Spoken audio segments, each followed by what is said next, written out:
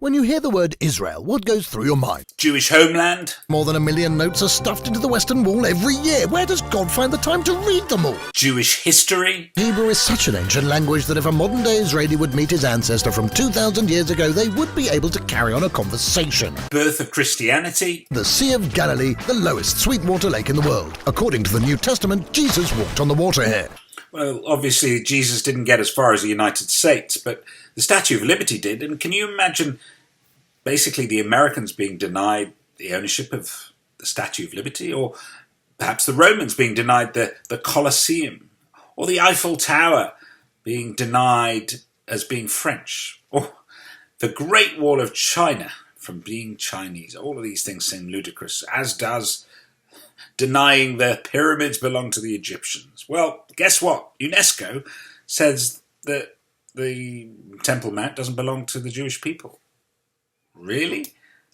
Can you explain to me, like I'm an idiot, why you would say that? I need to be reassured that things are not being destroyed in the city.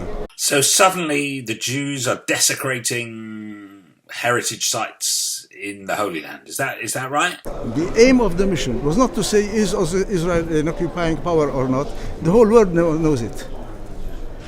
So once again, politics in play. And what's the drivelly excuse? The aim was to say, according to fields of competence of UNESCO, are the historical sites and monuments in UNESCO well preserved, and if restored, well restored according to the rules of restoration. And Israel's response? We will not negotiate and we will not take a part in this ugly game. This game, there is no place for those games here in UNESCO. This noble organization was established to preserve the history, not to rewrite it. So do we feel threatened in any way? The history link between the Jewish people and Jerusalem is so strong that nobody on earth can break it. Israel is filled with peoples from all over the world, some of whom have been there for thousands of years. And yes, they may not just be Jewish, they may have Christian influences or even Muslim influences too. The Samaritans are one such group of people. We are the children of Israelites. We are the children of Israelites.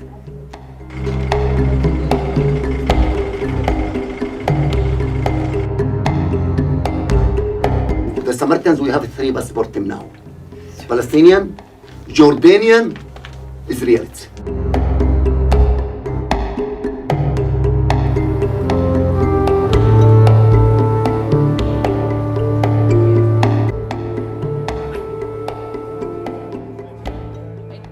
Welcome to the Western Wall, probably one of the most Jewish places on the planet. And yet UNESCO, well, they would deny it to the Jews. And I believe that denial is an act of anti-Semitism. And if you support UNESCO's view here, you too are anti-Semitic. That's a shame, because if you would look to Israel and look to the Jewish people, you might see what good they actually bring to the world. Israel is one of only 8 countries that have sent a satellite into space. The busiest bird migration route in the world goes through Israel. 1 billion birds pass through here every year. According to Traveller's Digest, Tel Aviv is in the top 10 for cities with the world's most beautiful women. And yes, also among the top 10 when it comes to good-looking men. But women in Israel have much more to offer than just a pretty face. Israeli women also have more academic degrees than the men do, so if you are the next Mary Curie, this is the place for you. Not for nothing is Israel known as the startup nation. There are more than 3,000 high-tech companies and startups in Israel. That's the highest concentration in the world outside of Silicon Valley. So what was invented here? The technology that allows us to chat in WhatsApp, Messenger, and everything else you youngsters spend your time on. The world's first antivirus software, gesture-controlled and hands-free computers, technology to prevent traffic accidents, taxi service app, remember when you had to wave your hand for a taxi? A social network that allows you to steer clear of traffic jams, a really small pill that can photograph your body from the inside. How does it get out? Solar energy water heater, irrigation system that conserves water, painless hair removal, well, almost painless, anti-jellyfish sting gel, laser keyboard, the technology that enabled unmanned flight, cherry tomatoes, and Rummy Cup, the popular board game. Israel's also really small. Israel's population is just 1.6% of the entire population in the Middle East and takes up only 1/10% of the region's area, which means it's tiny. Basically, you can cross the entire country in less than 5 hours from snow-covered Mount Hermon to the sizzling beaches of Eilat. Israel is third in the world in the consumption of sweets and vegetables. Israel was the first country in the world to ban commercials starring underweight models. Israel has the highest number of academics per capita in the world and the highest proportion of startups and of museums as well. Tel Aviv is home to 80,000 dogs that enjoy more than 60 dog parks. And the biggest dog cemetery dating back to ancient times was discovered in Israel in Ashkelon. Speaking of ancient places, Jerusalem, one of the oldest cities in the world, is also the smartest one, as it was the first in the world to be completely covered by Wi-Fi, which you'll need to find one of the best hostels in the world, the Abraham Hostel in Jerusalem. Another ancient city is Beersheba, 4,000 years old. Nowadays, it has the most chess masters per capita in the world.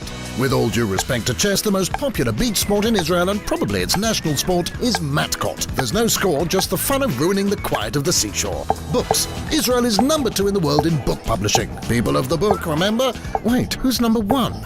At least we're in first place when it comes to translating literary masterpieces from foreign languages. The USB stick is an Israeli invention which saves us lots of storage space. Israel is among the 10 leading countries in life expectancy. Folks here live on average to the ripe old age of 83. Israeli cows are world champions in milk production. Since she's a champion, she's got an attitude. Tel Aviv is known as one of the vegan capitals of the world. Or how about some sushi? Tel Aviv is only second to Tokyo in sushi bars per square meter. Wine has been made here for more than 3,000 years. And even then, the local wine industry didn't win as many international awards as it does today. And speaking of prestigious awards, none is more prestigious than the Nobel, right? 9 Israelis have won the Nobel Prize in Sciences. The last one was Professor Dan Shechtman for the discovery of the quasi-periodic crystal. See if you can say 5 times really fast quasi-periodic crystal. Israel also grows flowers, lots of flowers. For last Valentine's Day, Israel shipped more than 60 million flowers to Europe. Israel is the only democracy in the Middle East.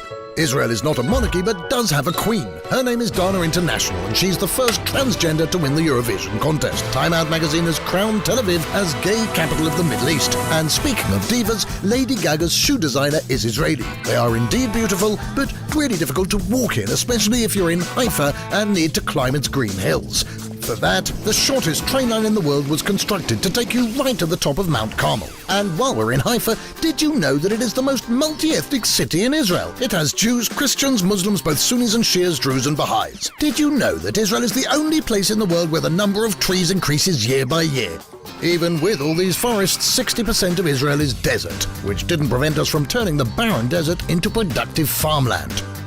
A desert doesn't have much water, so Israel was forced to lead the world in desalination technologies. Israeli scientists developed treatments for multiple sclerosis, Parkinson's, Alzheimer's, and most important, discovered the cause of halitosis.